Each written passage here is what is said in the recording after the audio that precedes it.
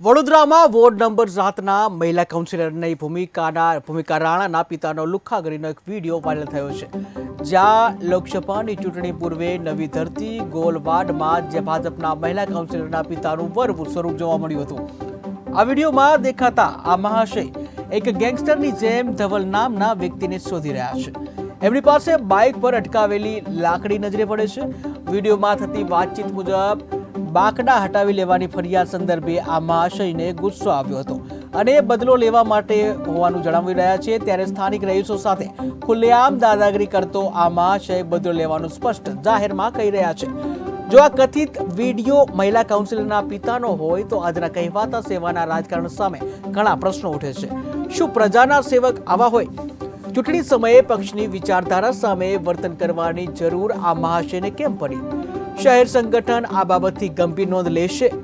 ખુલ્લેઆમ લાકડી લઈ લુખ્ખાગીરી પર ઉતરી આવેલા આ મહાશય સામે પોલીસ હથિયારબંધીનો કેસ કરશે? પ્રજાને પડતી તકલીફોને ધ્યાનમાં લેવાના બદલે વર્ચસ્વનું રાજકારણ કેટલું યોગ્ય?